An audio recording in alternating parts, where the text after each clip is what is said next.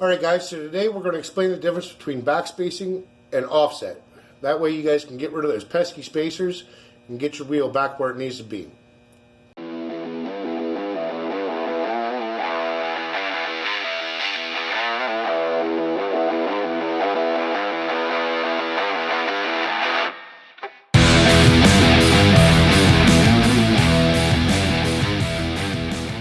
Alright, so the first thing we need to do is measure from the outside lip to the outside lip of our rim.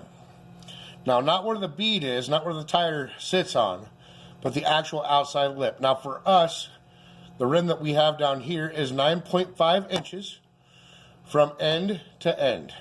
So we'll split that in half, which is 4.75. So we'll draw an imaginary line down the middle of our rim, and this would be 4.75 or 4 3/4. So we measured from the back side of this rim to the mating surface, where our lug nuts would be over here. Here's our suspension. So the back side of that mating surface is for us actually 5 3/4, so 5.75.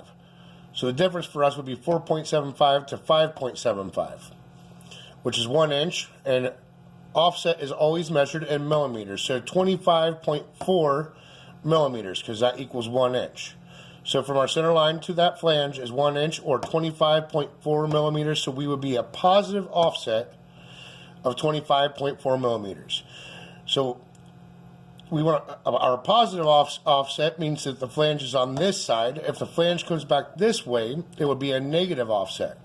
Now, most of the time, we're going to want a negative offset, so that way it brings us away from our suspension and all that. Not too much, because you don't want to get too much wear on the outside of those hub bearings, but enough that you don't have to put a spacer on. And so most of the time, for what we do, you're going to want a negative offset, which is always measured in millimeters. So backspace, though, is measured. It's really simple. It's in inches. It's measured from the back of the rim to your mating surface. That's it. So if this was, well, we'll go with what we had there, right? 4.75. So this would be a backspace of 4.75.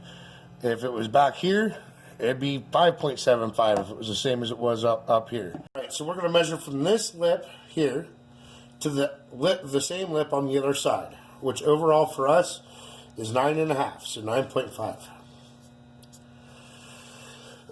Now we got to find our center line, which is going to be, well, half of 9.5 is 4.75, so 4.75 inches. Now we're going to measure our mating surface from the top down to the bottom there, which is this line right here, which is 5 3/4, or yeah, 5 3/4.